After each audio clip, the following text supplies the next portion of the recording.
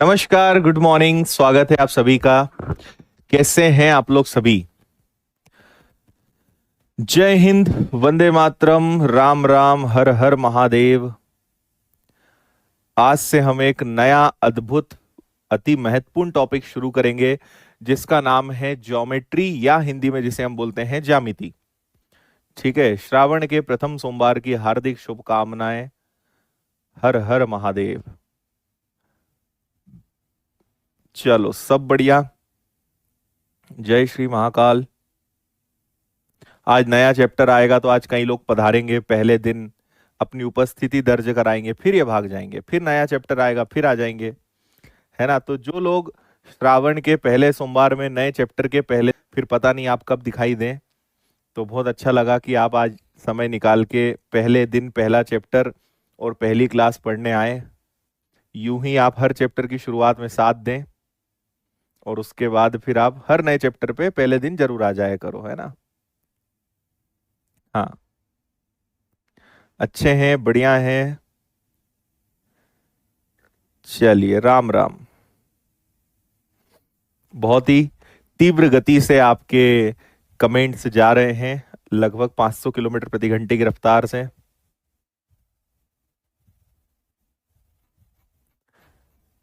चलिए, बढ़िया बढ़िया बढ़िया।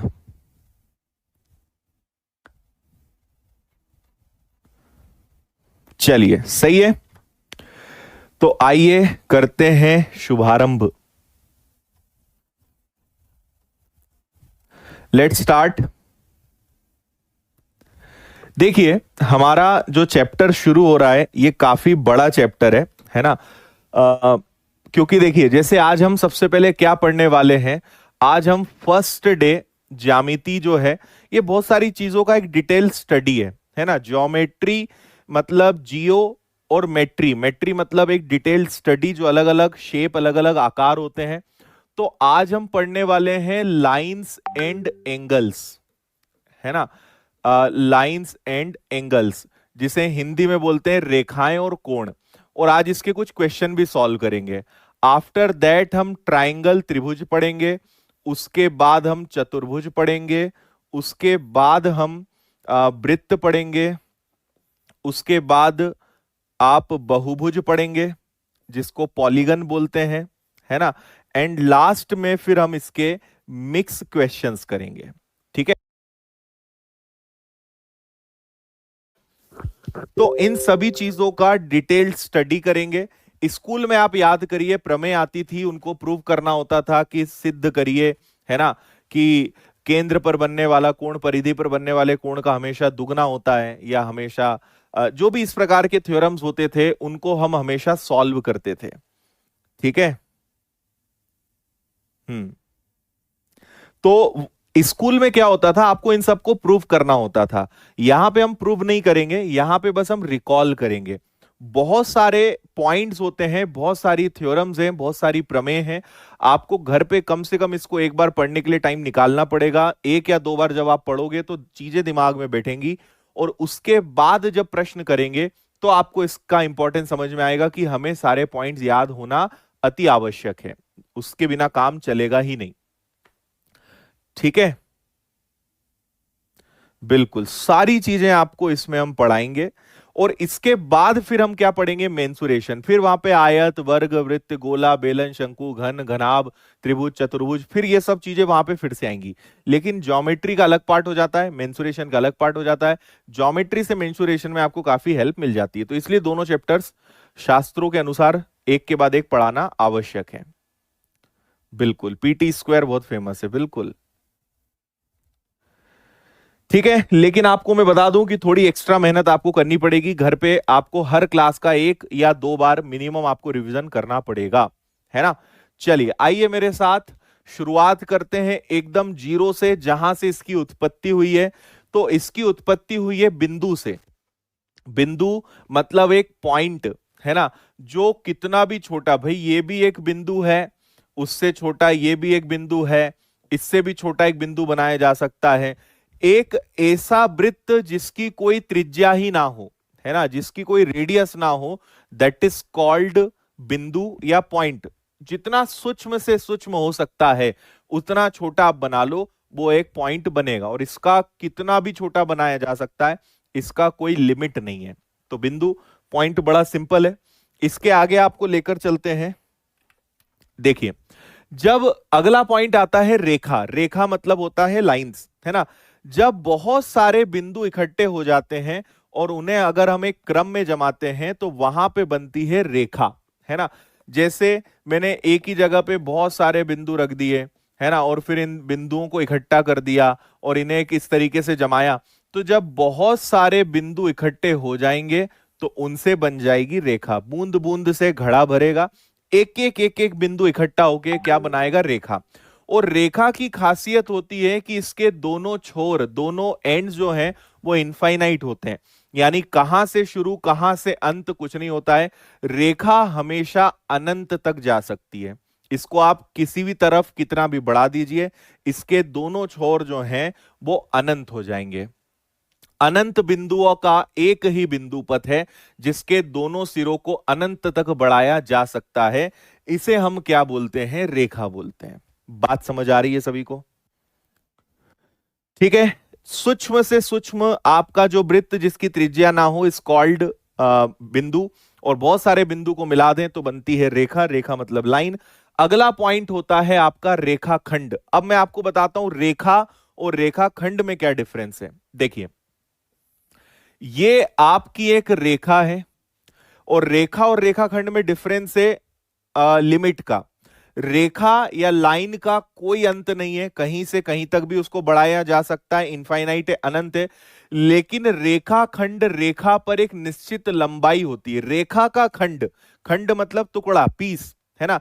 एक निश्चित लंबाई की जो रेखा होगी उसको हम रेखाखंड कहेंगे। लेट से ये ए है, ये बी है, तो ये ए हो गया, ये आपका बी हो गया।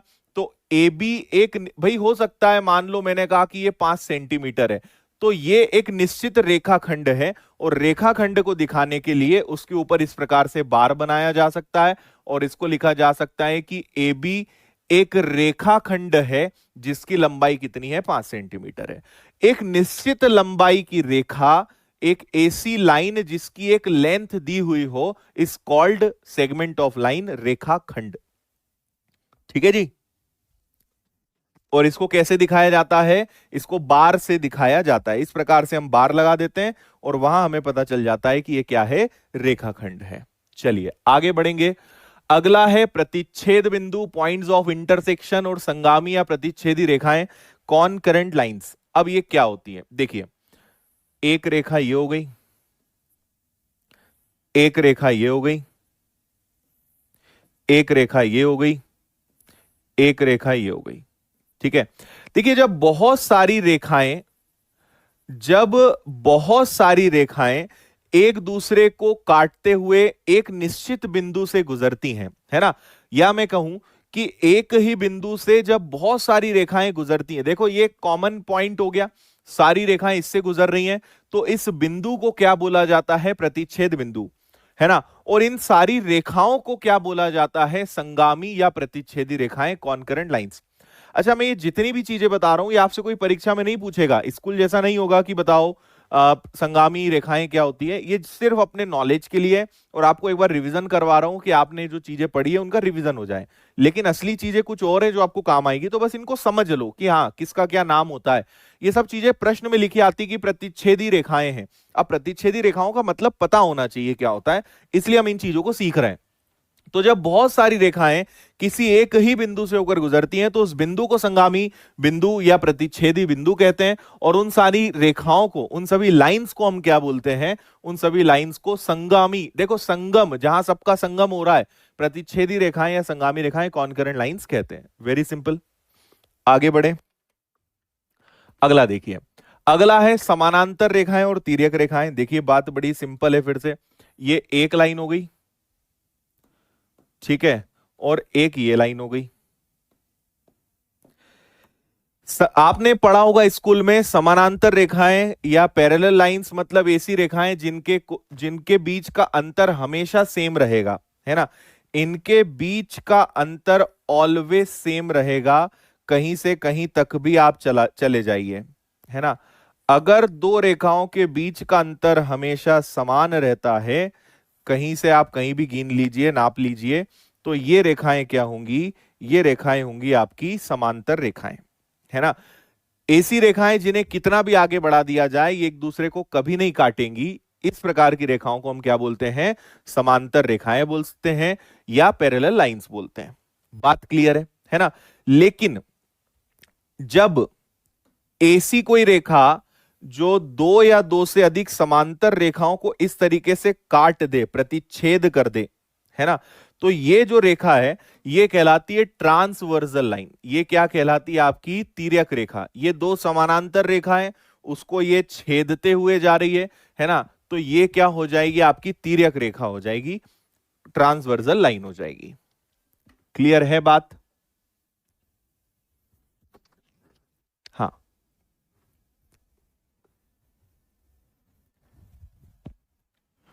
ठीक है, आगे बढ़े।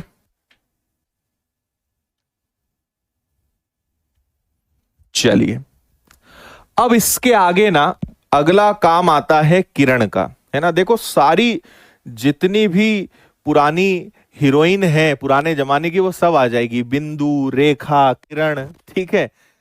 अभी कोण और बहुत सारी चीजें आगे आएंगी। अब अगला मुद्दा होता है कि भैया किरण क्या है, ठीक है। तो किरण को समझिए, ये है किरण। किरण का मतलब होता है जिसका उत्पत्ति बिंदु पता हो, जो कहां से शुरू हो रही है। रेखा मतलब जिसके दोनों छोर का कोई अंत नहीं, कहां से शुरू हुई कहां खत्म हुई नहीं पता। लेकिन किरण की खासियत यह होती है कि ये कहां से निकली है, उसका उत्पत्ति कहां से हुआ है वो हमें पता है। भाई हम ऐसा क्यों बोलते हैं? हम बोलते हैं ना, सूर्य से किरणें निकलती हैं। सूर्य से रेखाएं क्यों नहीं निकलती, किरणें क्यों निकलती हैं? क्योंकि उनकी उत्पत्ति कहां से हुई है, वो जो प्रकाश है वो कहां से निकला है? सूर्य से निकला है ना। तो इसलिए हम बोलते हैं सूर्य की किरणें, क्योंकि उनका एक स्टार्टिंग जो पॉइंट है वो फिक्स है, ठीक है। हम्म। ठीक है, तो ये किरण हो गई। अब किरण से क्या बनता है? किरण से आपका बनता है कोण। अब आपको कोण समझाते हैं कि भैया कोण और किरण कैसे कोण बनाएगा। एक किरण ये हो गई, ठीक है, और एक और किरण ले लेते हैं यहां से, एक किरण ये हो गई, ठीक है।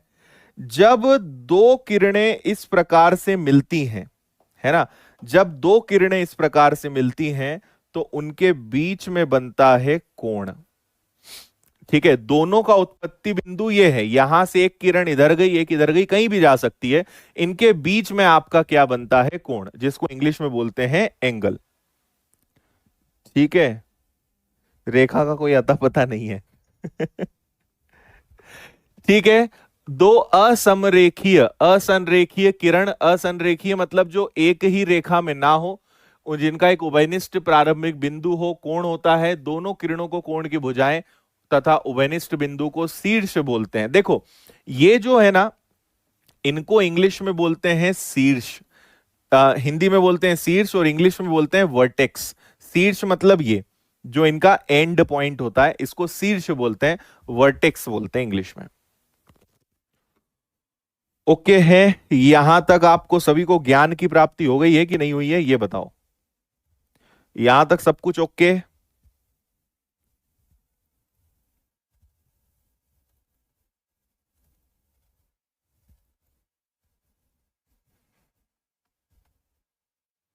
हाँ,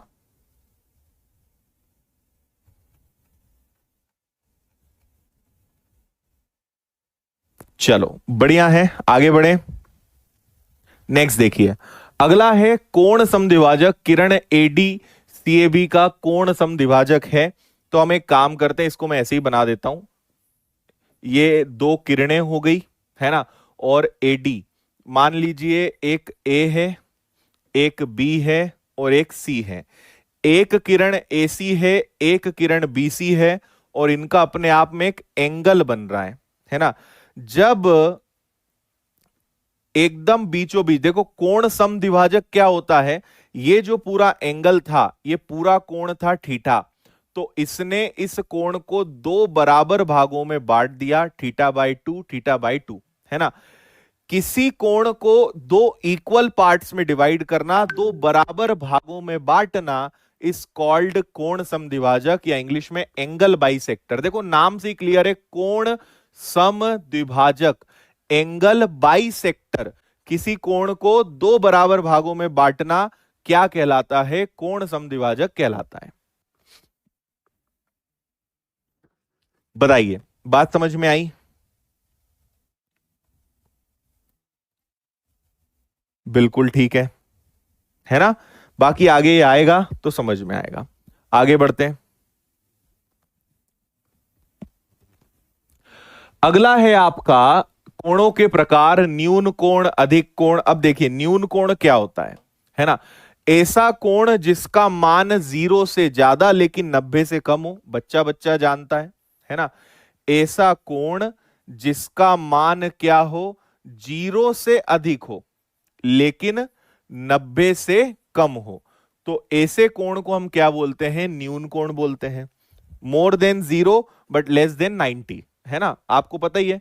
और जब एग्जैक्ट 90 डिग्री हो, है ना, ऐसा कोण जो एग्जैक्ट 90 डिग्री का हो उसको बोलते हैं समकोण, राइट एंगल। और ऐसा कोण जो मोर देन 90 हो, ठीक है, ये वाला जो कोण है, अब ये क्या होगा?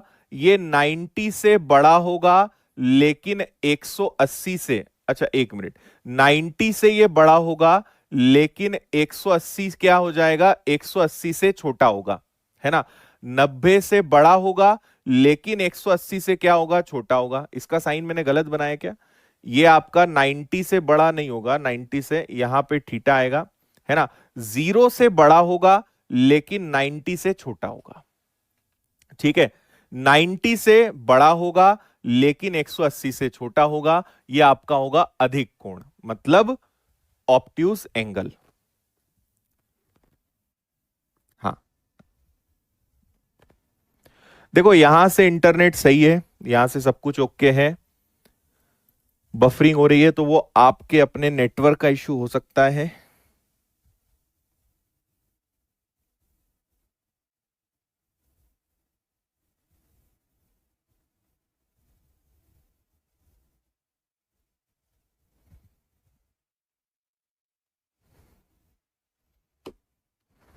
ओके, चलो अब अगला होता है भैया रिजु कोण या सरल कोण या स्ट्रेट एंगल, जो एग्जैक्ट 180 डिग्री का होता है, ना उससे कम ना उससे ज्यादा। ऐसा कोण जो एग्जैक्ट 180 डिग्री का हो, है ना, एकदम 180 अंश का हो, ये मान लीजिए सेंटर में है। एग्जैक्ट अगर हम बात करें 180 अंश का हो तो उसे बोलते हैं रिजु कोण या सरल कोण, स्ट्रेट एंगल, फिक्स 180 डिग्री का। लेकिन अगला होता है बृहत्त कोण, जिसे बोलते हैं रिफ्लेक्स एंगल। अब बृहत्त कोण क्या होता है? ये हमेशा 180 से ज्यादा लेकिन 360 से कम होता है। डायग्राम से मैं आपको समझाता हूं। देखो लेट से कि ये वाला एंगल अगर थीटा है तो बृहत्त कोण का मतलब होता है ये वाला जो बाहर की तरफ बन रहा है। तो हम जानते हैं पूरा 360 होता है, उसमें से अगर ये अंदर वाला थीटा घटा दें तो जो बचेगा वो ये बचेगा। जैसे उदाहरण के तौर पे अगर हम लें, ठीक है, मैं आपसे पूछूंगा कि ये वाला जो कोण है ये 60 डिग्री है, तो बताओ इसका बृहत्त कोण क्या है, इसका रिफ्लेक्स एंगल क्या है? तो बृहत्त कोण मतलब बाहर की तरफ कितना बनेगा? तो आपको पता है कि पूरा 360 होता है, अंदर 60 है, तो बाहर कितना होगा भैया? 300 होगा। तो इसका बृहत्त कोण क्या हो जाएगा? 300 हो जाएगा। समझ में आया? रिफ्लेक्स एंगल, बृहत्त कोण। ये सब आपको आज की पीडीएफ में सिस्टमेटिक नोट्स मिल जाएंगे।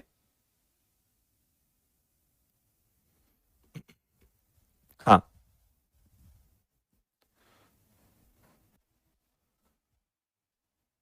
करेक्ट, ठीक है, बात समझ आ गई। आगे बढ़िए। अगला है पूर्ण कोण या कंप्लीट एंगल। वह कोण जिसकी माप 360 हो पूर्ण कोण कहलाता है। इसमें कोई दिक्कत ही नहीं होनी चाहिए, है ना? एग्जैक्ट 360 का जो होगा ये पूरा क्या होगा अपने आप में, ये पूरा अपने आप में 360 होगा। तो ये आपका क्या हो जाएगा, कंप्लीट एंगल हो जाएगा, पूर्ण कोण हो जाएगा। आगे बढ़े। अब अगला है, यहां से अब थोड़ा इंपॉर्टेंट चालू होता है। जैसे पहला आपका पॉइंट है जिसको बोलते हैं पूरक कोण या रेखीय युग्म कोण। इसको समझना, दो प्रकार के कोण आपने स्कूल में पढ़े थे, एक पूरक और एक संपूरक। लेट से ये एक अलग लाइन है, ये कोण समद्विभाजक नहीं है, एंगल बाइसेक्टर नहीं है, है ना। तो यहां पे दो एंगल है, मान लीजिए इसको मैं θ1 नाम देता हूं और इसको θ2 नाम देता हूं, है ना। अब ऐसे दो कोण जिनका योग हमेशा 90 अंश हो उन्हें पूरक कोण बोलते हैं। ऐसे कोण जिनका योग 90 अंश हो उन्हें हम क्या बोलते हैं, पूरक कोण बोलते हैं। ठीक है।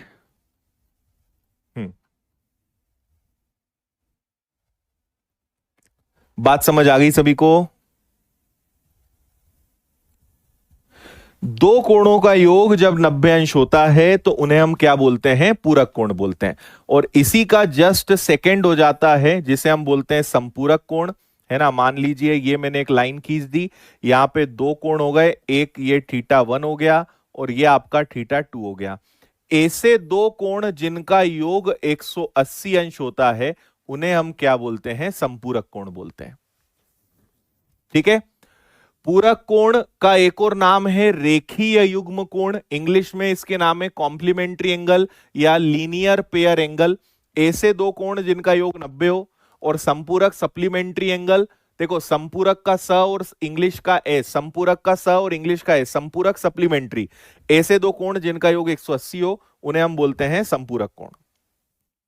ठीक है भाई, ओके है बात यहां तक। चलिए आगे बढ़ते हैं। शीर्षाभिमुख कोण, देखिए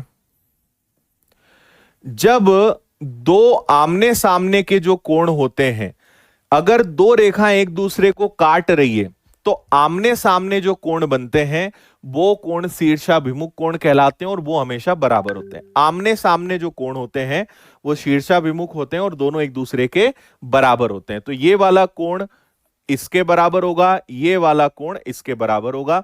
इनको बोलते हैं वर्टिकली ऑपोजिट एंगल, शीर्षाभिमुख कोण। चलिए now very important, alternate angle, ये बहुत ज्यादा काम आना है ना। इसको आप दो तरीके से समझना, ऐसा भी मैं बना सकता हूं। देखो कभी भी ऐसा हमने बनाया, इसको मैं पहले भी थोड़ा दिखा देता हूं। ये साइन कभी भी अगर बनता है तो इसका हमेशा मतलब होता है समानांतर, है ना। इस प्रकार से अगर हमने बना दिया तो ये क्या हो गया, समानांतर रेखाओं को दर्शाएगा कि ये दोनों लाइन एक दूसरे के पैरेलल है। एक बार बनाए या दो बार बनाए कोई फर्क नहीं पड़ता है। ठीक है, तो मैं आपको क्या सिखा रहा हूं उस बात को समझना। ये दो रेखाएं एक दूसरे के समानांतर हैं और ये एक तिर्यक रेखा काट रही है। आप इसको ऐसे समझ लो कि ये दो रेखाएं हैं अलग अलग जो एक दूसरे के पैरेलल हैं, समानांतर होना जरूरी है, और एक तिर्यक रेखा ने इस तरीके से काट दिया। तो जो Z की आकृति बनती है तो आपका एक कोण यहां बनेगा और एक कोण यहां बनेगा। तो ये वाला कोण और ये वाला कोण दोनों एक दूसरे के क्या होंगे, बराबर होंगे। इन्हें बोला जाता है एकांतर कोण, ऑल्टरनेट एंगल, है ना। जब भी जेड की आकृति बनेगी तो इन्हें हम बोलते हैं एकांतर कोण। तो यहां पर ये वाला और यहां पर ये वाला, ये दोनों कोण ऑलवेज बराबर होंगे। हो सकता है जेड उल्टा बन जाए, है ना, जेड ऐसा भी बन सकता है, बस ये दोनों लाइंस का पैरेलल होना जरूरी है। So this angle and this angle both will be equal, दोनों बराबर होंगे। इसे बोलते हैं एकांतर कोण, ऑल्टरनेट एंगल। बात समझ आ रही है? हाँ, मोस्ट इंपॉर्टेंट है, बहुत ज्यादा जरूरी है ये वाला खेल पूरा आपका। चलो आगे बढ़े। अब अगला देखिए, अब आपको पूरा एक कंक्लूजन दे देते हैं जो अभी तक हमने सीखा है, और फिर आपको इससे रिलेटेड में प्रश्न भी करवाऊंगा, है ना। लेकिन थोड़ा सा अपन एक बार और रिवीजन कर लेते हैं।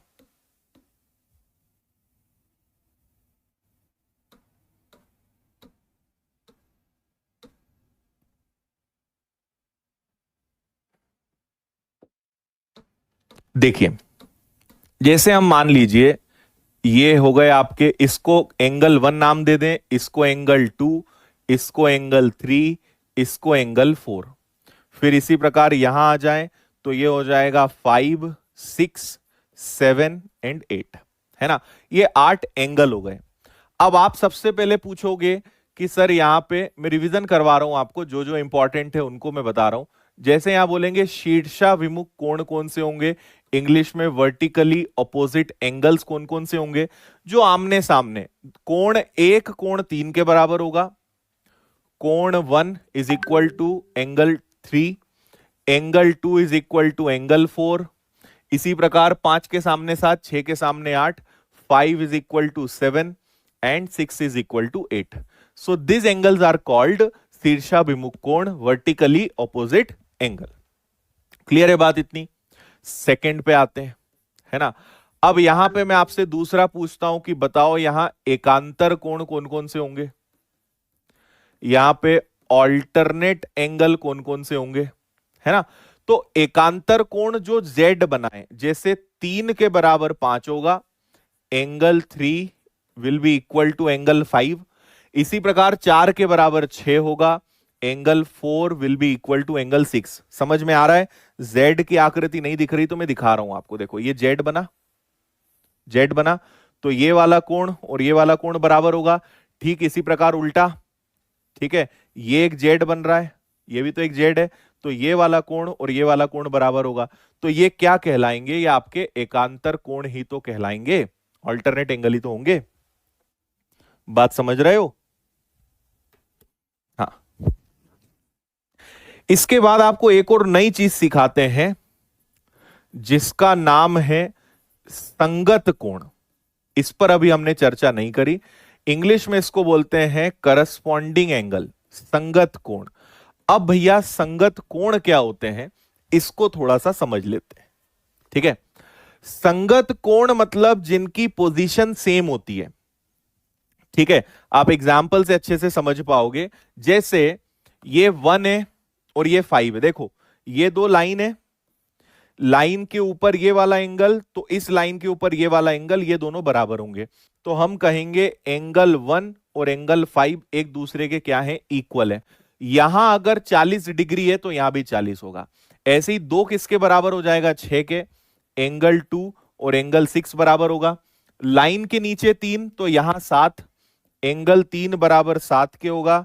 लाइन के इस तरफ 4 तो इस तरफ 8, एंगल 4 एंगल 8 के बराबर होगा। ऐसे कोणों को संगत कोण बोलते हैं, करस्पॉन्डिंग एंगल, संगत कोण। बात समझ में आ रही है। एकांतर कोण नहीं होंगे। एकांतर क्या होगा, 3 का 5 ये क्रॉस में चलता है, 4 का 6। हम बात कर रहे हैं एक लाइन के ऊपर 1, लाइन के ऊपर 5, लाइन के इधर 2 इधर 6, इधर 3 इधर 7, इधर 4 इधर 8, ये होते हैं संगत कोण। एंड लास्ट और अगेन मोस्ट इंपॉर्टेंट, जिसकी हम पहले चर्चा कर चुके हैं, ये होता है आपका संपूरक कोण, सप्लीमेंट्री एंगल, है ना, संपूरक कोण। अब इसको जरा सुनना भाई, संपूरक कोण या सप्लीमेंट्री एंगल क्या होते हैं, है ना। ये आपके लिए थोड़ा नया फंडा है। जब दो समानांतर रेखाओं को तिर्यक रेखा काटती है तो ये जो अंदर की तरफ कोण बनते हैं, इन दोनों कोणों का योग 180 अंश होता है। चाहे इधर की बात करें, एंगल 3 और एंगल 6, एंगल 3 प्लस एंगल 6 का योग 180 डिग्री होगा। इसी प्रकार 4 और 5, एंगल 4 और एंगल 5 का योग भी कितना होगा, 180 होगा। दो समानांतर रेखाओं को जब इस प्रकार से एक तिर्यक रेखा काटती है तो ये जो अंदर की तरफ दोनों कोण बनते हैं, इनका योग हमेशा कितना होता है, 180 डिग्री, 180। आ रही बात समझ में। और जो हमने पढ़ा वो तो है ना भाई। अगर मैं आपसे बोलूंगा क्या 1 और 2 एक दूसरे के संपूरक हैं, 1 और 2 को जोड़ने पे 180 आएगा, 2 और 3 को जोड़ने पे 180 आएगा, 3 और 4 को जोड़ने पे 180 आएगा, 1 और 4 को जोड़ने पे 180 आएगा। ये तो है ही। ये हम एक्स्ट्रा बात कर रहे हैं जो आपको नहीं पता, है ना। 5 और 6 180 होता है, 6 और 7 180 होगा। क्यों, क्योंकि कोई भी लाइन होगी ये 180 हो गया, है ना। अगर इस प्रकार की स्थिति बन रही तो ये 180 होगा। तो 180 तो बहुत बन जाएंगे, लेकिन ये एक नया कंसेप्ट है संपूरक का, ये भी आपको पता होना चाहिए। ऊपर वाले नहीं होंगे। क्या बात आपको समझ में आई यहां तक? ठीक है, अब जरा कुछ क्वेश्चन कर लेते हैं तो आपको ज्यादा और अच्छे से क्लैरिटी आ जाएगी इन सब चीजों की। ये रहे आपके क्वेश्चन। क्वेश्चन देखिए और फिर मैं आपको इसके बारे में थोड़ा बताता हूं। थोड़ा सा क्वेश्चन आपके लिए बड़ा भी कर देते हैं, एक बार पढ़िए फिर मैं आपको बताता हूं क्या करेंगे।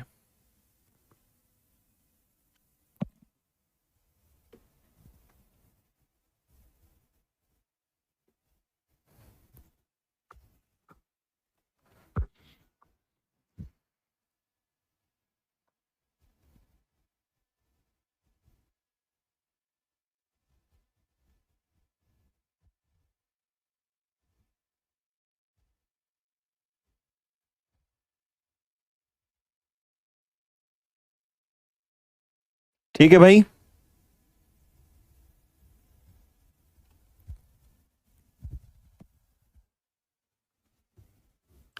देखो आपसे कहा है पी क्यू। देखो इसका हमेशा मतलब क्या होता है, पी क्यू समानांतर है आर एस के, ये पैरेलल का साइन होता है, चिन्ह होता है ना। पी क्यू और आर एस एक दूसरे के पैरेलल हैं, एक दूसरे के समानांतर है। Angle L N M 67 degree है, L Q L N 47 degree है, और पी एल एम 55 डिग्री है। तो एन एम एस बताइए। एन एम एस मतलब कहां का पूछा है आपसे, एन एम एस मतलब ये वाला कोण है ना, ये वाला कोण आपसे पूछा गया है कि ये क्या होगा। तो सुनिएगा मेरी बात, क्या करेंगे हम, मैं इसको बना लेता हूं आपको समझाने के लिए, ज्यादा अच्छा रहेगा। एक लाइन ये हो गई, एक लाइन ये हो गई, एक ऐसे आ गया, एक ऐसे आ गया, एक ऐसे आ गया, है ना। ये वाला कोण आपका कितना है, 55 है। ये वाला कोण कितना है, 47 है। और ये वाला पूरा कितना है, 67 है। क्लियर है बात? आपसे पूछा है बताइए ये वाला कोण क्या होगा। अब सुनना, आपको पता है कि देखो ये पूरा अपने आप में कितना होगा, ये पूरा अपने आप में 180 होगा। देखते जाना है ना, पूरा अपने आप में कितना होगा, 180 होगा। 180 में से इन दोनों को घटा दें तो ये वाला कोण मिल जाएगा। तो 5 और 7 12 का 2 हासिल का 1, 5 4 9 और 1 10। 180 में से 102 गया, मतलब ये वाला 78 डिग्री है। अच्छा, फिर ध्यान से देखो, ये अपने आप में एक त्रिभुज है, और त्रिभुज के तीनों कोणों का योग, तीनों एंगल्स का सम 180 होता है। तो आपसे अगर मैं पूछूंगा कि बताओ ये वाला कोण कितना है, तो ये वाला कोण 78 है, ये वाला 67 है, तो तीसरा निकालो। तो 8 और 7 15 का 5 कैरी 1, 6 7 13 और 1 हो गया आपका 14, है ना। तो 180 में से 145 गया, तो ये वाला कितना आ गया, 35 आ गया। ये वाला हो गया आपका 35 डिग्री। बात समझ आ रही है? लेकिन अब मुद्दा है कि भैया इसको कैसे निकालें। तो यहां पे लगेगा ऑल्टरनेट एंगल, एकांतर कोण। कैसे? ये दोनों लाइन एक दूसरे के समानांतर है और ये एक तिर्यक रेखा है, तो ये वाला कोण और ये वाला पूरा कोण बराबर होगा। जेड की स्थिति बन रही है। अगर ये वाला 55 है तो ये पूरा भी क्या होगा, 55 होगा। तो आपको बस 55 में से 35 को घटाना था, एंड योर आंसर इज 20। ये इसका आंसर है।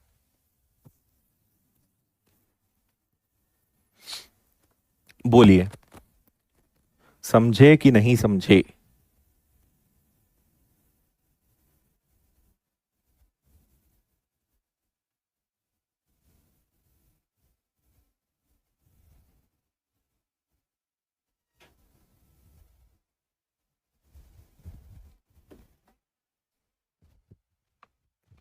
ठीक है भाई,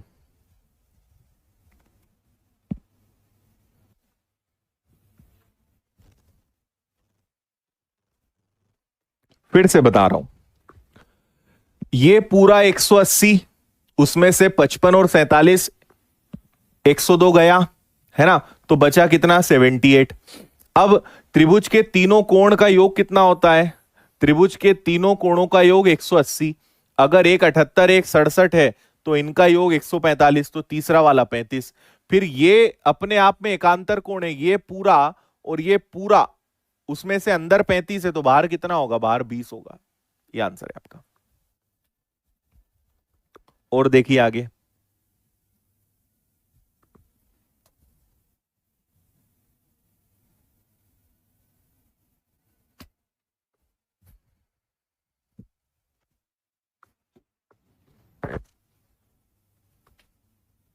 हम्म,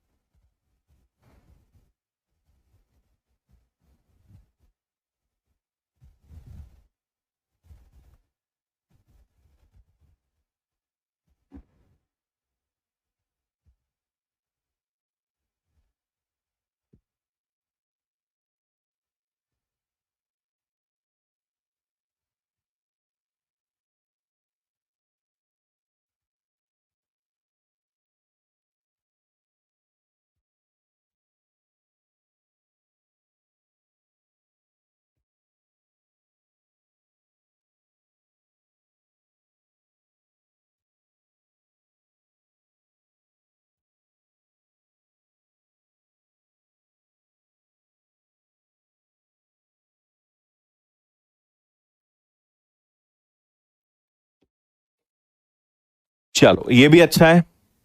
सुनिए बात, पीक्यू, सॉरी, आरएस और पीक्यू दोनों एक दूसरे के पैरेलल है। बहुत अच्छी बात है। देखो, सबसे ज्यादा एकांतर कोण और आपका संपूरक कोण, ऑल्टरनेट और सप्लीमेंट्री, ये दो सबसे ज्यादा और बार बार काम आना है ना। अभी आप देखेंगे अधिकतर क्वेश्चंस में यही काम आना है। तो समझना यहां पर क्या चल रहा है। ये एक स्थिति बन गई और एक ये स्थिति बन गई, है ना। अब आप समझना, अगर ये वाला 55 है तो ये पूरा भी 55 होगा, पूरा 55 होगा। लेकिन अगर यहां 25 है तो 55 में से 25 गया तो यहां अंदर 30 बन रहा होगा। मतलब x की वैल्यू कितनी है? 30 है। ओके है क्या? x की वैल्यू कितनी है? 30 है। बात ठीक है। अब आगे बढ़ते हैं। अब अगला मुद्दा है कि भैया ये कैसे निकालें। तो मैं आपको इसमें फिर एक मजेदार चीज सिखाता हूं, है ना। आपको, कई लोगों को तो भरोसा नहीं होगा कि ये यहां भी लग जाएगा। देखो, ये ऐसा और ऐसा है। इन्होंने बोला है कि ये दोनों लाइन एक दूसरे के समानांतर है।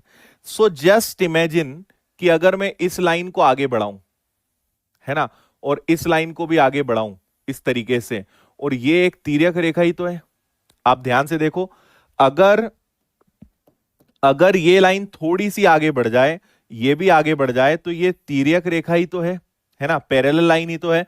तो जब भी दो तिर्यक रेखा को इस तरीके से कोई रेखा काटती है तो इन दोनों कोणों का योग, अंदर की तरफ जो कोण बनते हैं, इनका योग हमेशा 180 होता है, 180 होता है ना। तो आपका ये वाला कोण और ये वाला कोण कितना होगा? 180। इनका योग 180 होगा। तो 180 में से अगर हम 25 घटा देंगे तो 155 आ जाएगा ये वाला। तो y की वैल्यू कितनी आ जाएगी? 155, 155। ये आपके दोनों आंसर आ गए, 30 और 155। सी आपका आंसर है। बोलो ओके है?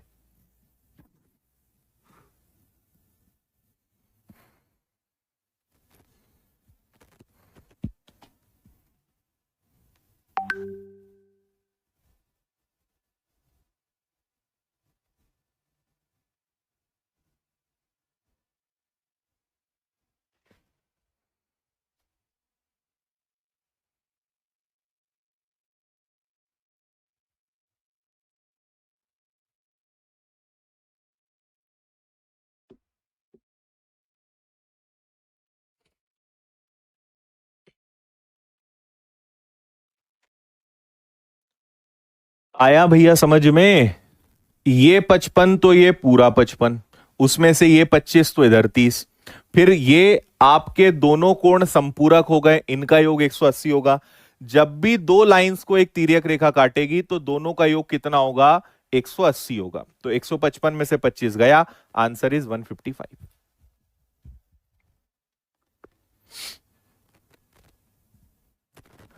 ठीक है, मजा आया? अगला देखो, पढ़ो।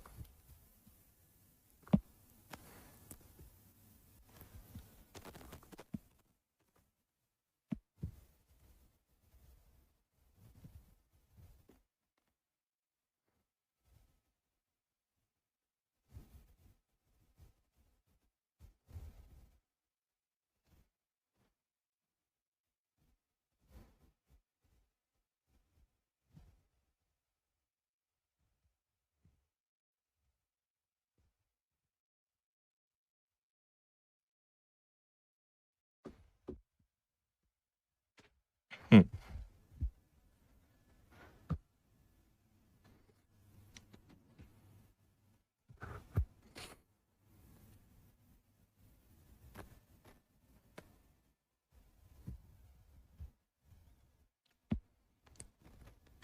ठीक है भाई,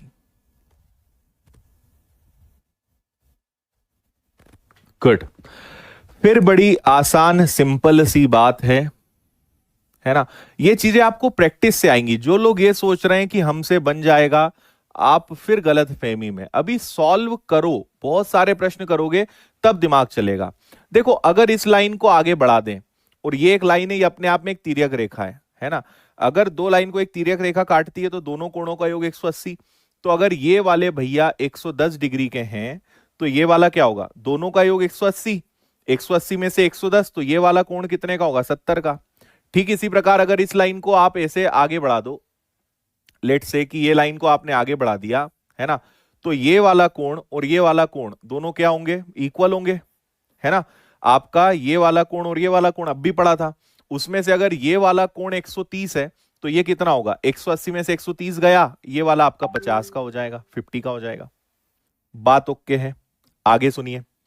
फिर मुझे बताइए कि अगर इस कोण की बात करें तो आपको पता है कि यार कोई भी चीज ऐसे होगी तो वो होगी तो 180, 180 डिग्री। तो 70 और 50 कितना होता है? 120 होता है। तो बचा कितना आपके पास? 60। ये वाला बीचों बीच वाला कोण कितने का होगा? 60 का होगा। सी आंसर है इसका। बोलिए।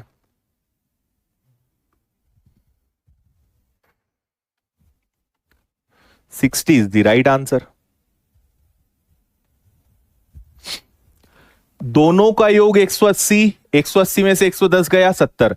दोनों का योग 180, 180 में से 130 गया 50।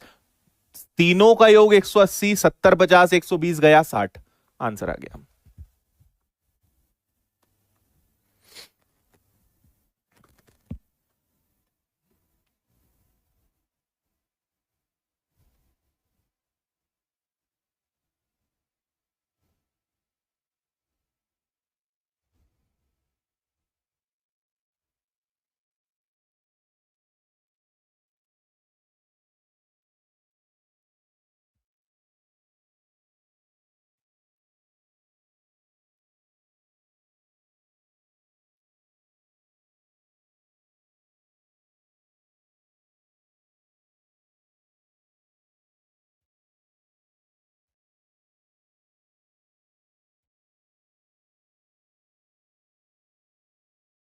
हम्म,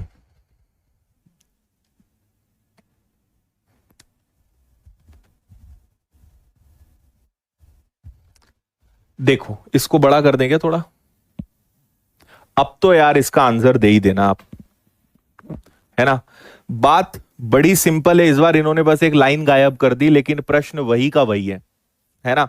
ये आपकी एक लाइन, आप अगर लाइन नहीं दी है ना तो आप खुद से बना सकते हो, कोई समस्या नहीं है। आप ऐसे कर सकते हो कि लेट्स एज्यूम कि इन दोनों, ये दोनों एक दूसरे के पैरेलल है, एक दूसरे के समानांतर है। इन दोनों के समानांतर मैंने एक लाइन और खींच ली, ये दोनों के पैरेलल है। तो अगर ये 100 है तो ये 80, 180। अगर ये 120 है तो ये कितने का हो गया? 60 का 180। और ये तीनों भी कितने होंगे? 180 होंगे। तो 180 में से 80 और 60 आपका 140 गया, तो बीचों बीच वाला एंगल कितना आएगा? 40 आएगा। ये वाला एंगल आपका क्या हो गया? 40 हो गया। बी आंसर इसका, 40 डिग्री। वेरी गुड, बहुत सही जा रहे हो।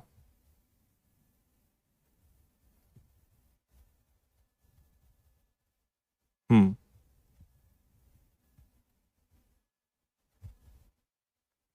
ठीक है भाई।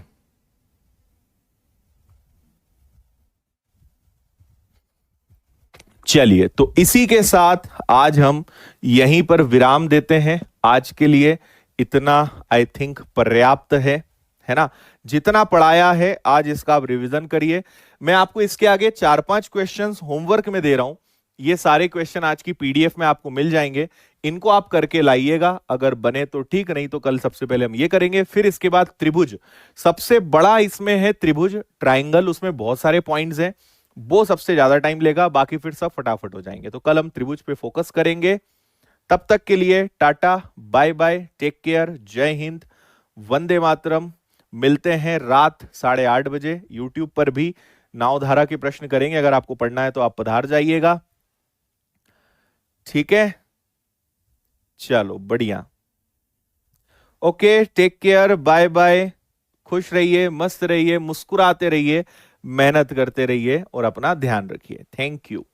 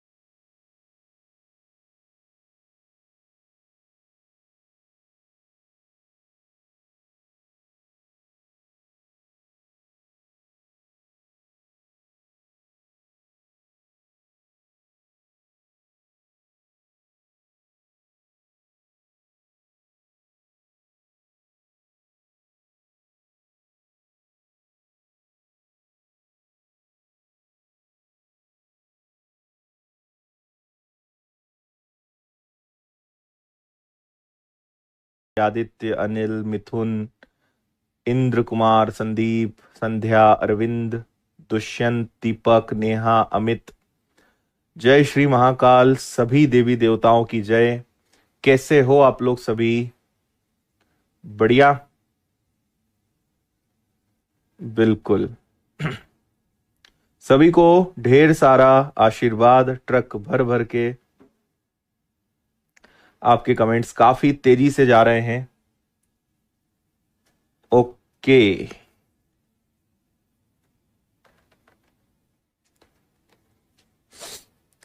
ठीक है जी।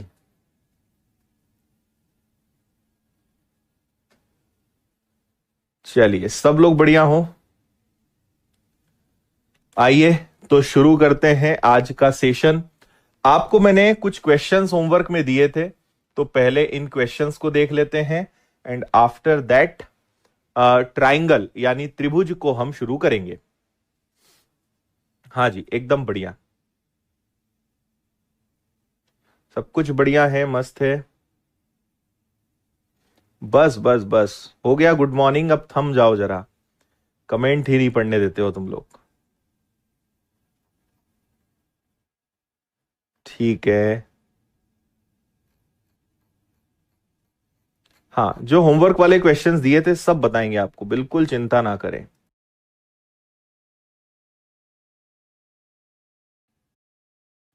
सबसे पहले वही करने वाले हैं अपन। ठीक है, चलो तो फुल स्क्रीन करो और आ जाओ अब जरा इधर।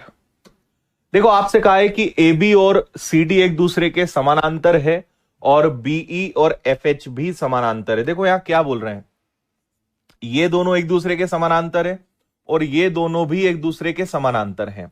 तो एफ एच ई यानी ये वाला कोण आपको पता लगाना है कि ये वाला कोण क्या होगा, जो कि बड़ा आसान है। मुझे एक बात बताओ, हमें पता है कि ये जो तीनों कोण होते हैं इनका योग 180 होता है, यानी ये जो तीनों एंगल्स होंगे इनका योग कितना होगा? 180 होगा। ये तीनों का योग 180 होगा। तो 180 में से इधर 60 है, उधर 50 है, तो 60 और 50, 60 प्लस 50 कितना होता है? 110 होता है। तो 180 में से 110 चला गया तो बचा हमारे पास कितना? 70। तो यहां पे 70 आ जाएगा, है ना। ये वाला कोण जो है वो कितने का हो जाएगा? 70 का हो जाएगा। बात समझ गए? अब आपको पता है कि जब भी ऐसी दो लाइंस एक दूसरे के समानांतर हो और अगर एक तिर्यक रेखा काटती है तो इन दोनों कोणों का योग हमेशा 180 होता है। तो क्या आपको ये चीज यहां दिखाई दी? देखो, एक ये लाइन हो गई और एक ये लाइन हो गई और इसके बीच में ये एक तिर्यक रेखा हो गई। तो ये वही तो स्थिति बन गई ना, इनके दोनों कोणों का योग कितना होगा? 180 होगा, है ना। तो अगर ये वाले भैया 70 हैं तो 180 में से 70 घटा दो, ये वाला जो आपसे पूछा गया है ये 110 का होगा। ये आपके प्रश्न का आंसर है। बस खत्म, इतना सा काम आपको करना था। बोलो जल्दी से, बात समझ में आई या नहीं आई? है ना भाई, तीनों का योग 180, 180 में से अगर एक 60 है, एक 50 है, तो ये वाला 70 होगा, और अगर ये वाला 70 है तो ये वाला 110 होगा। इतना सा खेल था। और अगर आप में से कल कोई नहीं था तो कल का जो बेसिक बताया है वो अभी आपको इनमें काम आएगा। और अगर आप कल नहीं थे तो अभी 4-5 क्वेश्चंस के बाद जब मैं त्रिभुज स्टार्ट करूंगा उसके बाद आपको समझ में आएगा, है ना। रेगुलर रहना बहुत ज्यादा जरूरी है। और अगर आप अभी तक भी इस मूल मंत्र को नहीं समझ पाए तो हो गया काम फिर आपका। नीचे दिए गए चित्र में रेखाएं के और एल समानांतर हैं, के और एल एक दूसरे के पैरेलल हैं। तो ए और बी का मान बताना है ना। ए भी एक कोण है, बी भी एक कोण है, दोनों का मान आपको बताना है। क्या होगा? एक लाइन ये है, एक इसी के समानांतर है, दोनों एक दूसरे के पैरेलल हैं और इस प्रकार से आपको बोला गया है। और ये अपने आप में कितना है? ये अपने आप में 45 डिग्री है ना। आप एक छोटा सा काम करेंगे, ये एल है, ये के है, इन दोनों के समानांतर एक लाइन और खींचिए, है ना। इसको मैं नाम दे देता हूं लेट से एक्स। ये जो एक्स लाइन है ये एल और के इन दोनों के समानांतर है। इन दोनों के पैरेलल भी ये वाली लाइन है। मुझे बताइए कि अगर ये वाला एक कोण है, मान लीजिए ए, तो ये वाला भी क्या होगा? ए होगा, एकांतर कोण, ऑल्टरनेट एंगल, है ना। इसी प्रकार अगर ये वाला कोण बी है तो ये वाला कोण भी बी होगा। तो ये अपने आप में ए और बी के बराबर है, जो अपने आप में 45 डिग्री है, यानी ए और बी की वैल्यू 45 डिग्री होगी। ए आंसर है आपका। फिर से बता रहा हूं, अगर ये ए है तो ये ए, ऑल्टरनेट एंगल ये बी है तो ये बी, और ये अपने आप में पूरा कितना है? ये अपने आप में पूरा 45 डिग्री है। तो ए और बी का योग किसके बराबर होगा? 45 डिग्री के, 45 के। ये आपका आंसर है। बोलिए। बिल्कुल मुस्कान जी, आपको जन्मदिन की हार्दिक हार्दिक शुभकामनाएं, बहुत सारा आशीर्वाद।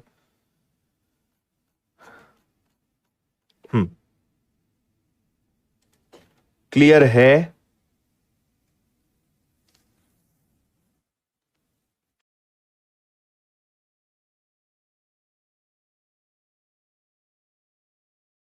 बताओ भाई, आगे बढ़े।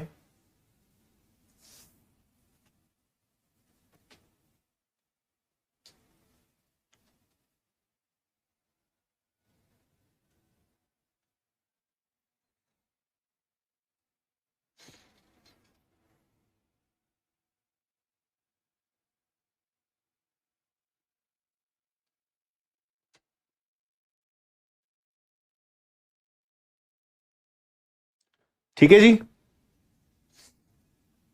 चलिए नेक्स्ट क्वेश्चन। ये भी आपका होमवर्क में था, इसको भी देख लेते हैं। दिखने में बड़ा जिगजैग है लेकिन करने में बहुत आसान है।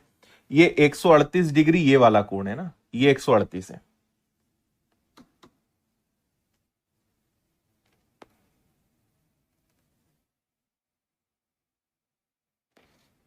हम्म,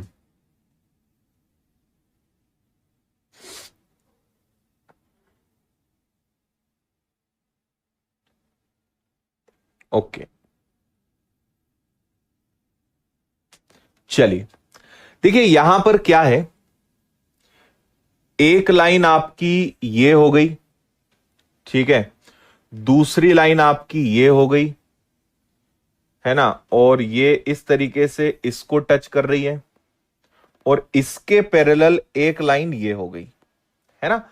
ये दोनों एक दूसरे के पैरेलल और ये दोनों एक दूसरे के पैरेलल, और ये वाला जो कोण है ये कितना है? 138 है। हम जानते हैं कि ये पूरा अपने आप में 180 होगा, है ना। तो अगर ये 138 है तो 180 में से 138 अगर घटा दिया जाए तो ये वाला जो कोण है ये बनेगा 42।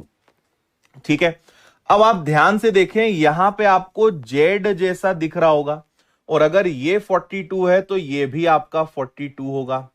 फिर ध्यान से देखें तो फिर एक और जेड जैसा दिख रहा होगा, देखो ये गया, ये गया और ये गया।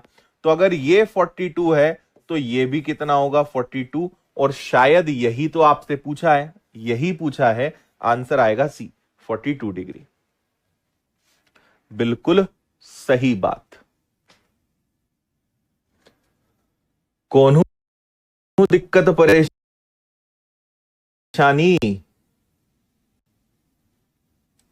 बात समझ आ रही है? यस,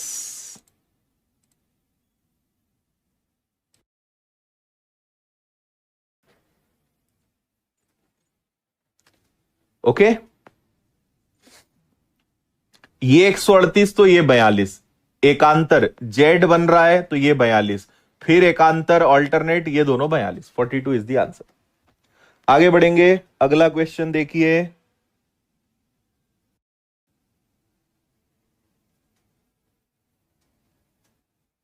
हम्म,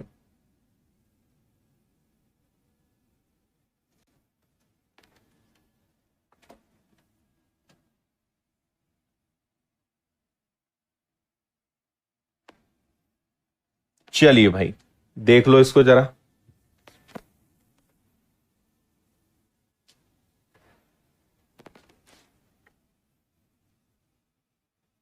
अच्छा दीपक, अब आपको जन्मदिन की बधाई दे देते हैं भाई। ठीक है, हैप्पी बर्थडे।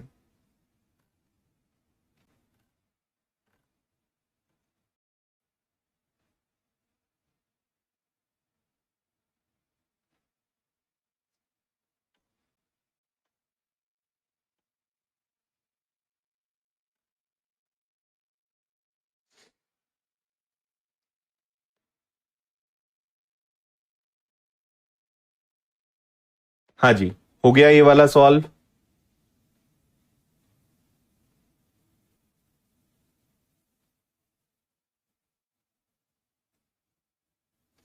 Very good.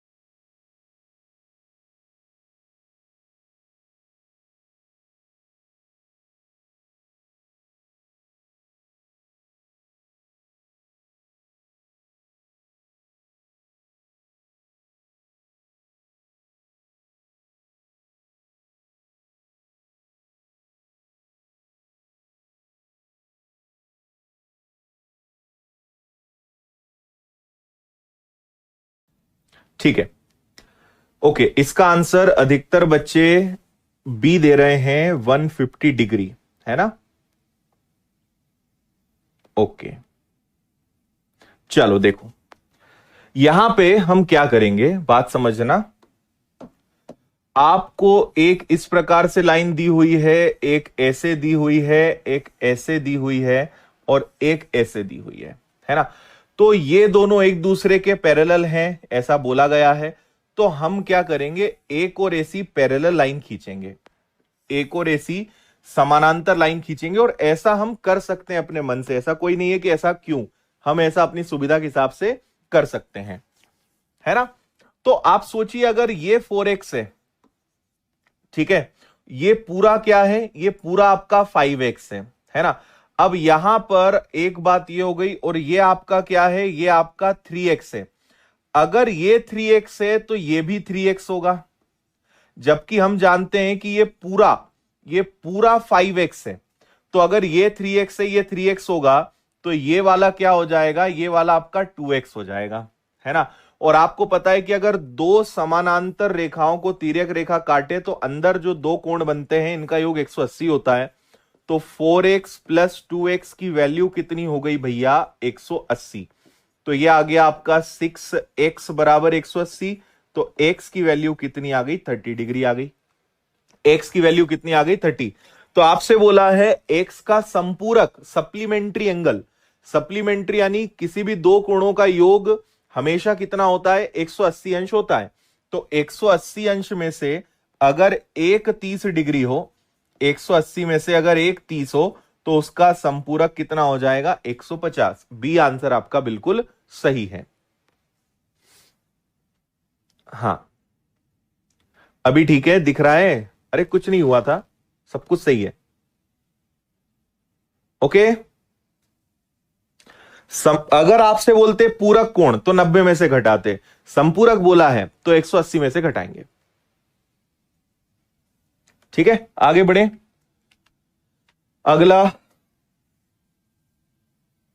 शायद ये आखिरी क्वेश्चन है, ये भी इसी पर आधारित है आई थिंक।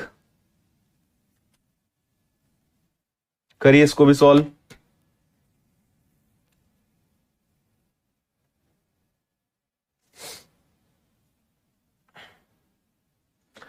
एकदम सेम कंसेप्ट है।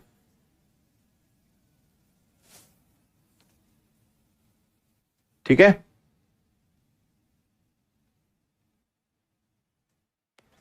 चलो देखो, एक लाइन ये हो गई आपकी, दूसरी लाइन ये हो गई, और ये एक चला गया और एक ये बन गया, है ना। ये वाला कोण आपको 110 दिया हुआ है, और फिर हम एक छोटा सा काम करेंगे, और ये दोनों लाइन एक दूसरे के समानांतर, इसके समानांतर ये पैरेलल, ये अगर 35 है तो देखो जेड बन रहा है, तो ये वाला भी कितना होगा 35 होगा, है ना। अब सोचने वाली बात है कि अगर दो लाइंस हैं और ऐसे क्रॉस कर रहे हैं तो इनका योग 180 होता है। 180 में से अगर ये 100 है तो ये वाला कितना होगा 70। तो ये पूरा कोण कितना हो गया, ये पूरा बन गया 105 डिग्री, जो अपने आप में क्या दिया हुआ था, जो दिया हुआ था 2x प्लस 15 बराबर 105। बात समझ में आ रही है? ये अगर 35 है तो ये पूरा भी क्या होगा 35 होगा, और दोनों कोणों का योग, अगर एसी लाइन को काटें तो दोनों का योग 180 होता है, तो अगर ये 110 है तो ये 70 होगा, तो टोटल कितना हो गया 105, जो आपका 2x और 15 के बराबर है। तो ये आ गया आपका 2x, 105 में से 15 गया तो ये आ गया आपका 90, और x की वैल्यू कितनी आ गई आपके पास 45। तो x की वैल्यू 45 डिग्री, ए इसका आंसर आ जाएगा। हां, चश्मा लगाएं, बिल्कुल लगाएंगे। अभी बताओ समझ में आया या नहीं आया?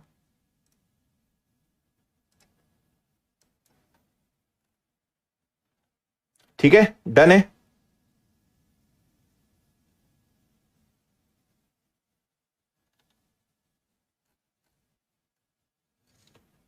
ओके, तो ये अपने क्वेश्चंस खत्म हुए। अब यहां से मैंने आपसे कहा था कि इस चैप्टर को हम 5 या 6 हिस्सों में बांटेंगे। सबसे पहला लाइंस एंड एंगल्स था जो यहां पे खत्म हुआ। अब इसके बाद हमारा स्टार्ट होता है त्रिभुज, जो सबसे बड़ा है, सबसे ज्यादा टाइम लेगा। ट्राइंगल, उसके बाद फिर आपका चतुर्भुज, फिर वृत्त, फिर बहुभुज, और उसके बाद फिर मिक्स सारे क्वेश्चंस हम करेंगे, है ना।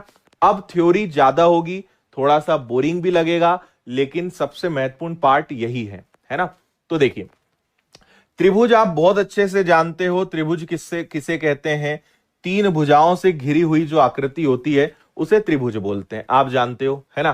त्रिभुज के तीनों अंदर जो बनने वाले कोण होते हैं, त्रिभुज के तीनों कोणों का योग हमेशा 180 होता है, यह भी आप बहुत अच्छे से जानते हो, है ना। और एक चीज अगर आप नहीं जानते हो तो आपको और बता देते हैं कि हर बच्चे को पता है त्रिभुज के अंदर बनने वाले तीनों कोण, लेकिन त्रिभुज के बाहर बनने वाले कोणों का योग कितना होता है?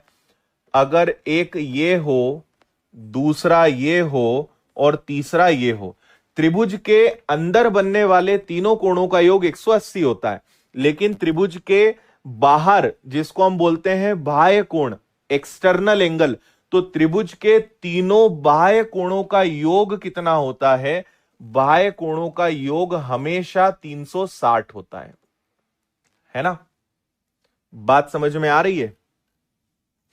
अंतः कोणों का योग हमेशा 180, लेकिन बाह्य कोणों का योग हमेशा 360।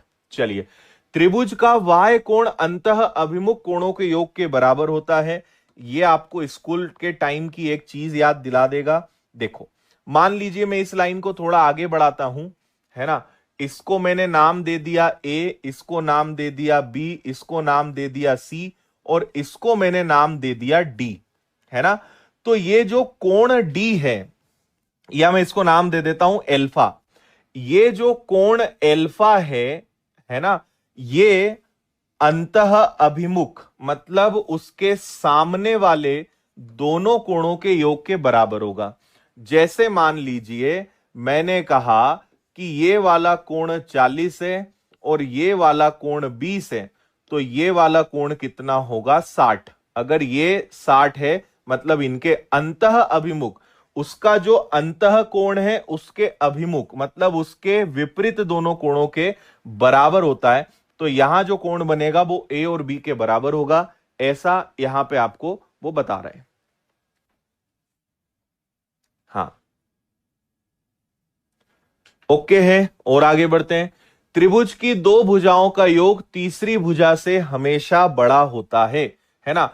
आप कोई भी ट्राइंगल ले लीजिए, लेट से ये भुजा ए है, ये भुजा बी है, ये भुजा सी है, तो कोई भी दो भुजा का योग हमेशा तीसरी भुजा से बड़ा ही होगा। ये एकदम यूनिवर्सल ट्रुथ है ना। ये हमेशा ध्यान रखना है कि त्रिभुज की कोई भी दो भुजाओं का योग हमेशा तीसरी भुजा से बड़ा होगा, है ना।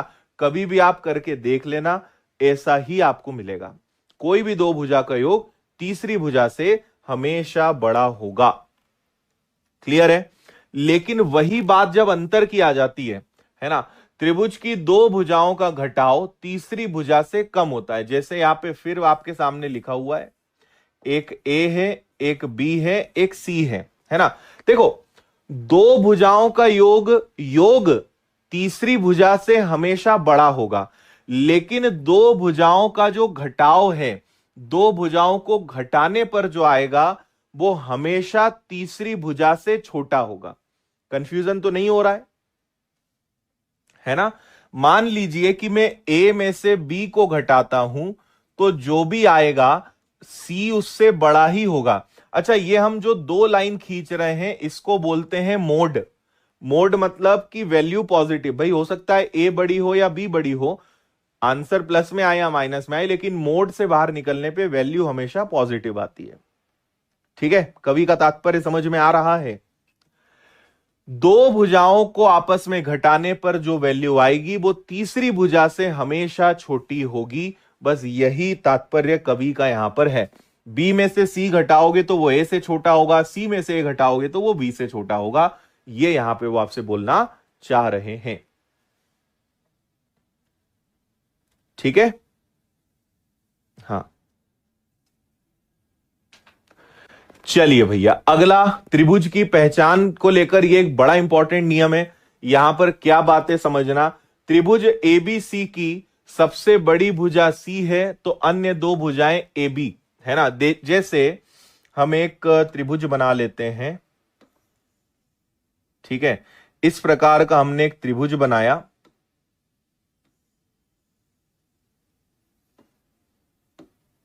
देखो मान लो ये ए है, ये बी है और ये सी है। और अगर सी सबसे बड़ी भुजा हो, कोई भी भुजा एक अगर हम लेंगे, तो यहां पे आपसे बोल रहे हैं अन्य दो भुजाएं हैं, सी सबसे बड़ी भुजा है, तो कैसे पहचानेंगे कि कौन सा त्रिभुज है? त्रिभुज तीन प्रकार के होते हैं। एक होता है न्यून कोण त्रिभुज, एक्यूट एंगल ट्राइंगल, कल की क्लास में बताया था न्यून कोण जो 90 से छोटा हो। दूसरा होता है समकोण त्रिभुज जिसमें एक कोण 90 डिग्री का हो, और अधिक कोण जिसमें एक कोण 90 से ज्यादा लेकिन 180 से कम हो। ठीक है, चलो लिखना नहीं है, आपको सब पीडीएफ मिल जाएगी।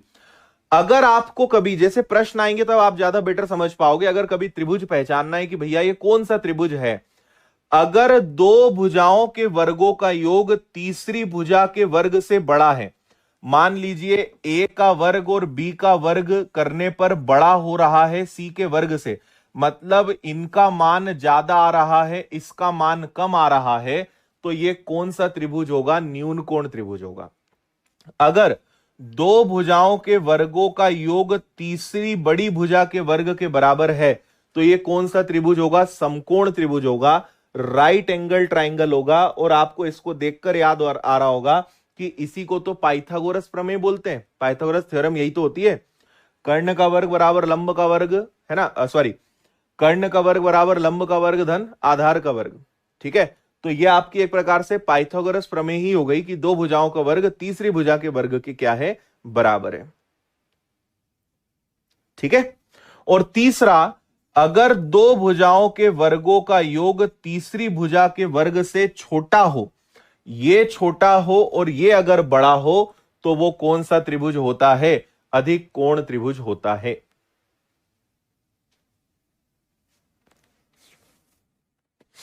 आई बात समझ में? हम्म।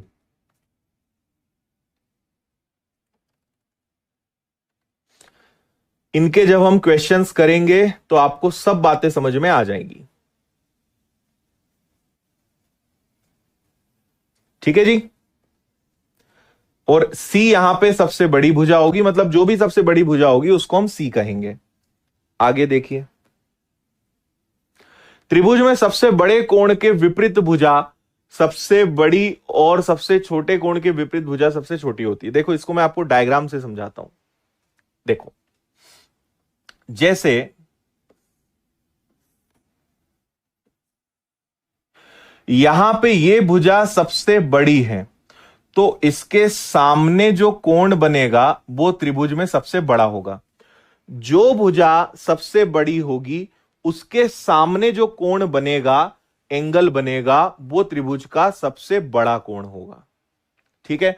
उसी प्रकार अगर आप समझिए,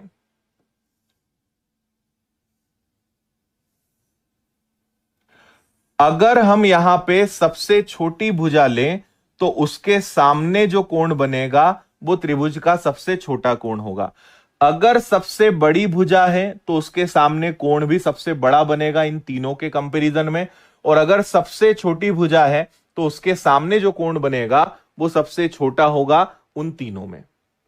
बड़ी भुजा तो कोण बड़ा, छोटी भुजा तो कोण भी छोटा, है ना। चलिए, अब मैं आपको आगे बढ़ने के पहले एक इंपॉर्टेंट बात बता देता हूं। त्रिभुज के अंदर 4 केंद्र होते हैं, 4 सेंटर्स होते हैं, है ना। वन बाय वन हम समझेंगे। त्रिभुज के पहले चारों केंद्र देखेंगे, फिर सर्वांग समता, समरूपता, सिमिलरिटी, कॉन्ग्रुएंसी, और उसके बाद फिर कुछ मिक्स चीजें देखेंगे और त्रिभुज खत्म होगा। और ये जो 4 केंद्र हैं यही सबसे इंपॉर्टेंट है, इस पर ही जुड़े हुए बहुत सारे प्रश्न बनते हैं, है ना। तो अब आप जरा ध्यान से समझना, क्योंकि इन सब दिखने में बनाने में एक जैसे हैं, लेकिन जब हम समझेंगे तो पता चलेगा कि यार इनमें तो बहुत अंतर है, सब चीजें बहुत अलग अलग है ना। बिल्कुल। ओके, चलो। अब सबसे पहला सवाल यहां पे उठता है जो आपको सबको पता होना चाहिए कि माध्यिका क्या होती है, मीडियन क्या होती है, माध्यिका क्या होती है। तो मैं आपको एक डायग्राम से समझाता हूं, थोड़ा इसको समझना। देखो, माध्यिका का मतलब क्या होता है।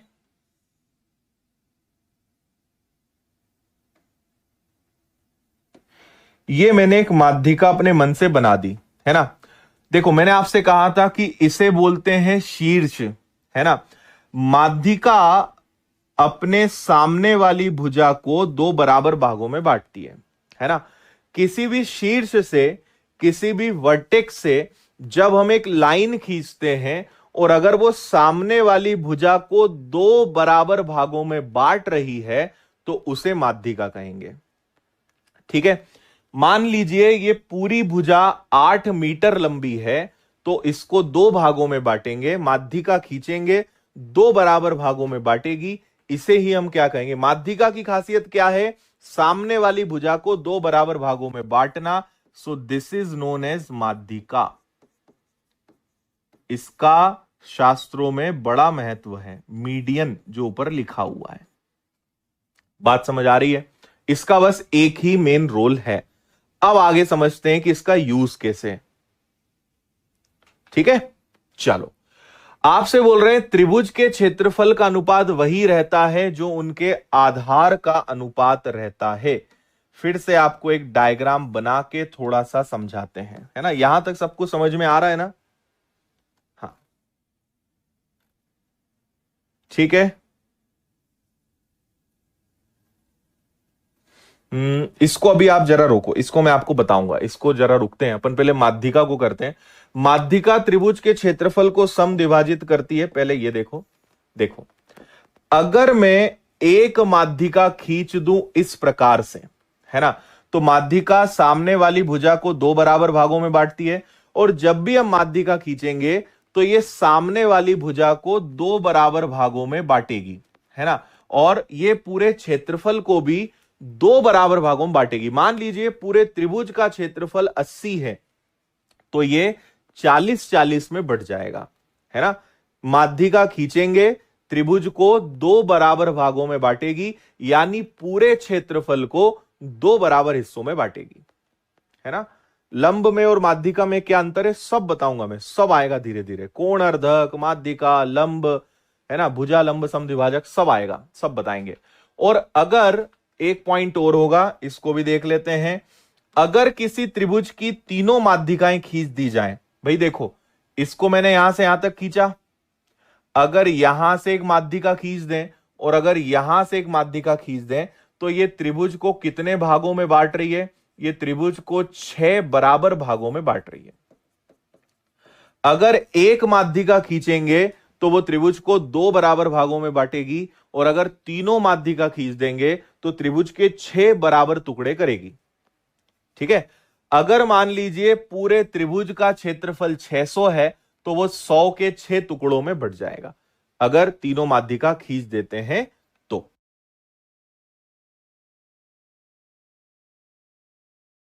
ओके है, बात समझ में आ रही है? हाँ ठीक है। अब आते हैं हमारा केंद्र नंबर 1, पहला सेंटर, पहला केंद्र, इसको जरा ढंग से सुनना। इसका नाम है केंद्रक। क्या है? केंद्रक। इंग्लिश में इसको बोलते हैं सेंट्रॉइड। और केंद्रक को कौन बनाता है? तो केंद्रक को बनाती है माध्यिका। केंद्रक को कौन बनाती है? माध्यिका, यानी मीडियन, है ना। क्या होता है इसको समझाते हैं। ये आपने एक त्रिभुज बनाया, है ना।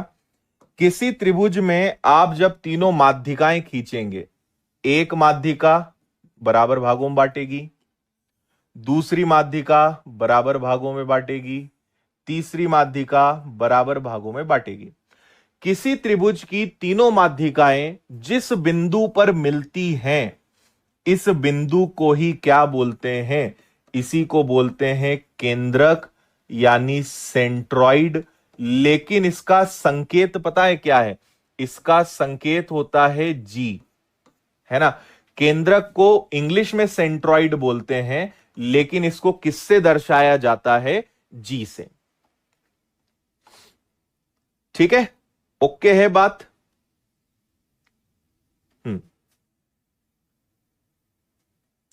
क्लियर है? केंद्रक, आप देखो केंद्रक शब्द जैसे ही सुनोगे आपको माध्यिका समझ में आनी चाहिए कि त्रिभुज की अगर तीनों माध्यिकाएं जिस बिंदु पर मिलेगी, इस बिंदु को ही हम क्या बोलते हैं? केंद्रक बोलते हैं। ठीक है, अब इससे जुड़ी हुई चीजें आपको बताते हैं। ये मैं आपको बता ही चुका हूं, एक बार पूरा रिवीजन करवा दूंगा मैं, है ना। अगला सुनिए,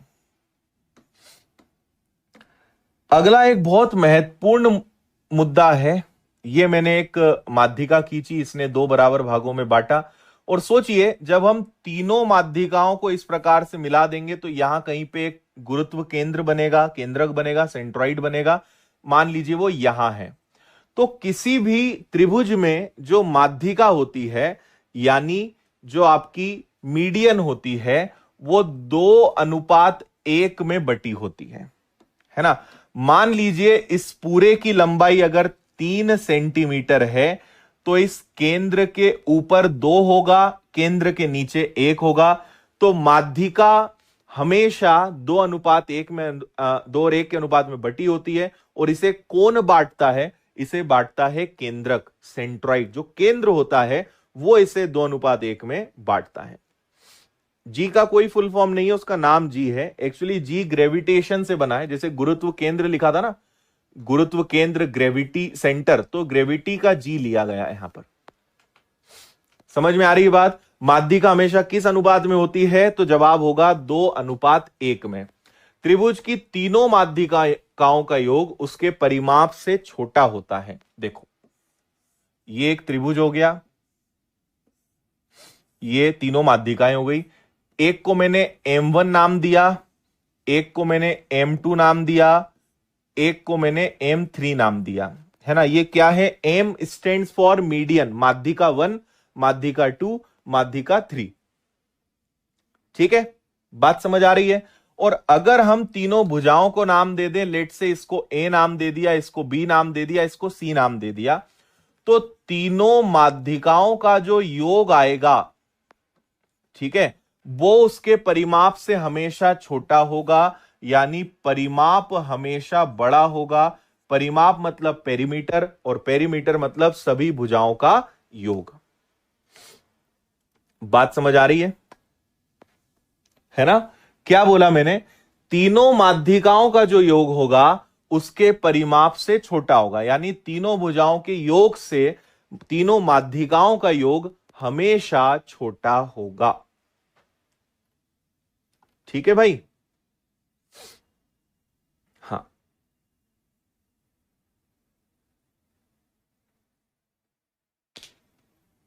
ठीक है। 2:1 फिर से बता दें। बिल्कुल। देखो, मान लो मैंने इसको A नाम दिया, इसको B नाम दिया, इसको C नाम दिया, इसको D नाम दिया, सॉरी उल्टा कर दिया, इसको D, इसको C कर दो। मैंने आपसे कहा कि बताइए, अगर AD की लंबाई 24 सेंटीमीटर हो, है ना, और इसको मैं G नाम दे दूं, तो बताओ AG की लंबाई क्या होगी? जिसको समझ नहीं आया वो अब सुनना। अगर माध्यिका AD की लंबाई 24 है, तो A से लेकर G तक की लंबाई बताइए कितनी होगी? तो आप पता है छोटा सा काम करोगे, 24 को आपको पता है माध्यिका 2 और 1 के अनुपात में बटी होती है, यानी 2 और 1 3। 1 की वैल्यू कितनी आ गई? 8। 8 का दुगना करा तो A से लेकर G तक 16 सेंटीमीटर होगी, और G से लेकर D तक 8 एकम 8 8 सेंटीमीटर होगी। तो जो भी लंबाई होगी वो 2 और 1 3 हिस्सों में बट के 2 और 1 में आप बांट दोगे, ये मतलब निकलेगा उसका। ठीक है भाई? चलो, अगला है अपोलो नियम थ्योरम। इसको मैं हिंदी में लिख देता हूं, इसको हिंदी में कहेंगे अपोलो नियम। ये एक्चुअली नाम है एक गणितज्ञ का, और अपोलो नियम प्रमेय। और इन्होंने माध्यिका की लंबाई निकालने का एक सूत्र दिया था कि अगर कभी आपको माध्यिका की लंबाई निकालनी हो तो आप मेरे सूत्र का प्रयोग कर लेना। इन्होंने एक सूत्र बना के चले गए, है ना। क्या है वो सूत्र? ये हो गया एक त्रिभुज, ये हो गई एक माध्यिका A B C D, और ये 2 बराबर भागों में बंटती, आप जानते हो। तो इन्होंने एक नियम बना के गए, है ना। इन्होंने बोला कि AB का स्क्वायर और AC का स्क्वायर, AB का वर्ग प्लस AC का वर्ग हमेशा बराबर होगा ट्वाइस ऑफ AD का वर्ग, है ना, प्लस BD या BC में से कुछ भी एक, कुछ भी ले लो, क्योंकि आपको पता है कि BD और CD ये दोनों बराबर होते हैं। ये एक सूत्र है, इसे बोला जाता है अपोलो नियम थ्योरम, अपोलो नियम का प्रमेय। और इन्होंने आपसे क्या बोला? हाँ जी, इन्होंने हमसे बोल के गए थे कि सर बच्चों को आप ये बता देना, है ना, AB का स्क्वायर प्लस AC का square is equal to twice of AD का वर्ग प्लस, या तो BD ले लो या CD ले लो, दोनों में से कुछ भी ले लो, क्योंकि ये दोनों हमेशा इक्वल होते हैं।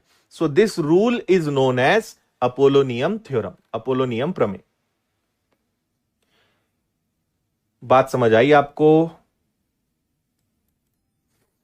बिल्कुल, ये लोग गए, फंसा गए आप लोगों को। ठीक है,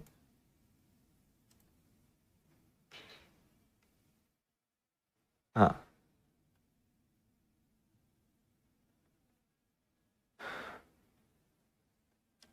ठीक है। चलो, सिर्फ इन सबको आपको एक बार रिवाइज करना है, सब चीजें याद रहेंगी, एक बार नहीं तो 2 बार। लेकिन 100 बात की एक बात मैं आपको बता दूं कि देखो सिलेक्शन लेना है तो मैथ्स सीखना पड़ेगा, मैथ्स सीखना है, मैथ्स में पूरे नंबर लाना है तो हर चैप्टर सीखना पड़ेगा। कुछ चैप्टर्स बड़े आसान होते हैं जो आसानी से समझ में आ जाते हैं, कुछ चैप्टर्स ऐसे होते हैं जो समय लेते हैं तो उनको रिवीजन करना पड़ता है, प्रैक्टिस करना पड़ता है। तो ये सवाल खुद से पूछना और मुझसे पूछना बंद कर दो कि ये याद कैसे रखेंगे। सिलेक्शन लेना है तो बार बार, 2 बार, 4 बार, जितनी बार पढ़े, लेकिन याद तो करना पड़ेंगे, है ना। तो सिलेक्शन लेना है, सीखना पड़ेगा, याद करना पड़ेगा। आप नहीं याद करोगे, कोई और याद कर लेगा, वो एग्जाम में अच्छे मार्क्स ले आएगा, वो सिलेक्शन ले जाएगा। तो आपको सिलेक्शन चाहिए तो आप मेहनत करो, दूसरों को सिलेक्शन दिलाना है तो मेहनत करना बंद कर दो, दूसरे अपने आप मेहनत करके आगे निकल जाएंगे। लेकिन सीखना तो पड़ेगा, सिलेक्शन लेना है तो सीखना पड़ेगा। जो आपको समस्या है वो समस्या सबको है, कुछ लोग रोते हैं, कुछ लोग हंसकर उसको सीखते हैं, सामना करते हैं और जीवन में सफल हो जाते हैं। तो सफल होना है, रोना बंद करो, कुछ करो तो सफल होंगे। एक ही त्रिभुज की दो माध्यिकाएं एक दूसरे को 90 अंश पे काटती हैं।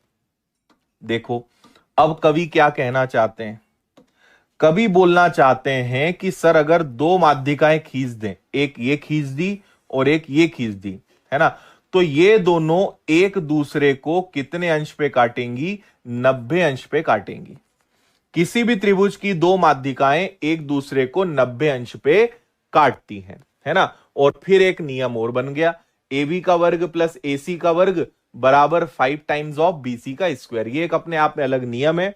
जब भी दो माध्यिकाओं एक दूसरे को काटने की बात आएगी कि दोनों एक दूसरे को इंटरसेक्ट कर रही है, काट रही है, तो ये नियम लगेगा, है ना। और दोनों एक दूसरे को हमेशा कितने अंश पे काटेगी? 90 अंश पे, ये ध्यान रखना है, ठीक है। यस, त्रिभुज की तीनों भुजाओं के योग का 3 गुना, तीनों को बस याद रखना है। ये चीजें थोड़ी हाई लेवल है लेकिन बस याद रखने लायक चीजें हैं, इनको आप 1-2 बार पढ़ोगे, याद रहेंगी आपको। अभिषेक जैन बोल रहे हैं कवि की उक्त रचना में भाषा ब्रिज है जिससे नींद आने की संभावना उचित है। बिल्कुल, बिना मरे स्वर्ग प्राप्त नहीं होता और बिना मेहनत के सफलता प्राप्त नहीं होती, है ना। हर चीज में मेहनत है। देखो तीनों माध्यिकाओं का 4 गुना करने पर जो वैल्यू आएगी वो तीनों भुजाओं के योग के 3 गुने से हमेशा कम होगी। माध्यिकाओं के योग का 4 गुना भुजाओं के योग के 3 गुने से हमेशा अधिक होगा। ये पंक्तियां ऊपर लिखी गई हैं, जो नियम आपको याद रखना है। तीनों भुजाओं के योग का 3 गुना माध्यिकाओं के भुजाओं के योग के 4 गुने से कम होता है। 3 गुना 4 गुने से कम होगा। दिखती बातें आप याद कैसे रखोगे? 4 बड़ा है, 3 छोटा है, तो 4 बड़ा है तो माध्यिकाएं बड़ी आएंगी, 3 छोटा है, ये छोटे हो जाएंगे। ऐसे आप इस नियम को याद रख सकते हो। नेक्स्ट,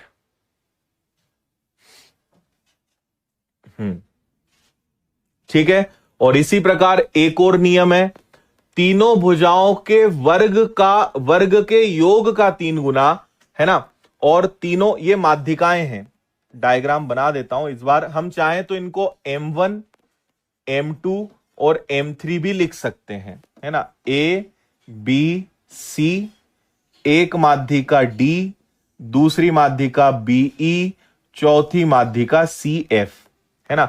हम इन्हें M1, M2, M3 भी बोल सकते हैं। ये तीनों भुजाओं के वर्गों के योग का 3 गुना और तीनों माध्यिकाओं के वर्गों के योग का 4 गुना हमेशा क्या होता है? बराबर होता है। ठीक है जी। देखो अगर योग की बात करेंगे तो 4 गुना 3 गुने से बड़ा होगा, लेकिन वर्ग का योग करेंगे तो 4 गुना और 3 गुना एक दूसरे के बराबर होगा। हो गया याद, सिंपल बात है ना। और ये एक तीनों माध्यिकाओं से त्रिभुज का क्षेत्रफल निकालने का सूत्र होता है 4/3। एसएम मतलब क्या होता है? Semi perimeter of median. S M का मतलब होता है M1 plus M2 plus M3 divided by 2। आपको याद करो, एक हीरोज नियम आता था, S S, S minus A, S minus B, S minus C, ये वही है ना। अगर किसी त्रिभुज की तीनों माध्यिकाएं दी हुई हैं तो आप उसका अर्ध परिमाप निकालोगे, अर्ध परिमाप में से एक माध्यिका, फिर दूसरी माध्यिका और तीसरी माध्यिका, और 4/3 करोगे, क्षेत्रफल आ जाएगा। थोड़ी हाई लेवल की चीजें हैं। हाँ, याद तो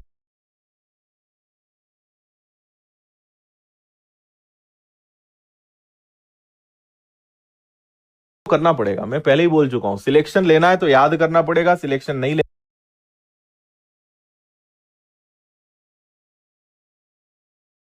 है तो बोझ मान के रोते रहो, हमारा क्या होगा, कैसे याद करेंगे, सब हो जाता है यार। दिमाग की क्षमता आपको पता नहीं कि हमारा दिमाग जो है कितनी क्षमता है उसमें, कितनी सारी आ, हमारी जो हमारा जो दिमाग है उसकी असंख्य टीबी की कैपेसिटी है, जीबी में नहीं है। अपना जो दिमाग है ना, उसके अंदर टीबी, टेराबाइट आ सकता है बहुत सारा। लेकिन आपको भरोसा ही नहीं, आप सोचते हो हमारे दिमाग में जीबी में क्षमता है, जीबी में नहीं है, टेराबाइट में क्षमता है।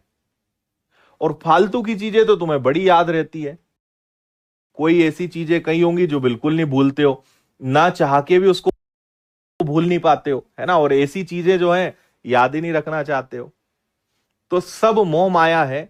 कुल मिला के एक ही बात है कि व्यक्ति अपने इंटरेस्ट की चीजें याद रखता है, और जिसमें इंटरेस्ट नहीं होता है उसके ऊपर बहाना बनाता है कि ये तो बड़ा कठिन है, ये तो बड़ा कंफ्यूजन है। कुछ नहीं है, तुम्हारा इंटरेस्ट नहीं है, मन नहीं लग रहा है, इसलिए बोझ मान के उसके लिए रोते रहते हो। ठीक है। हाँ,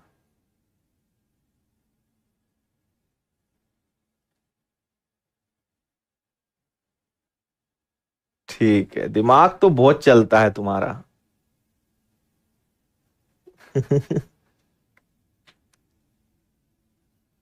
रील्स के डायलॉग याद कर लेते हो, स्टेटस पे ऐसी ऐसी चीजें डालते हो कि तुमसे बड़ा ज्ञानी बाबा कोई पैदा नहीं हुआ होगा।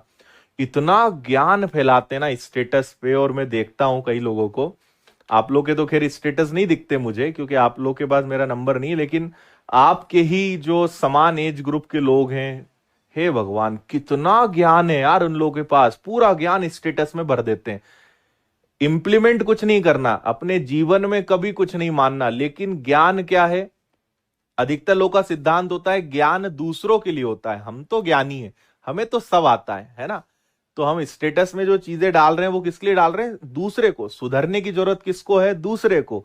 ज्ञान की जरूरत किसको है, दूसरे को।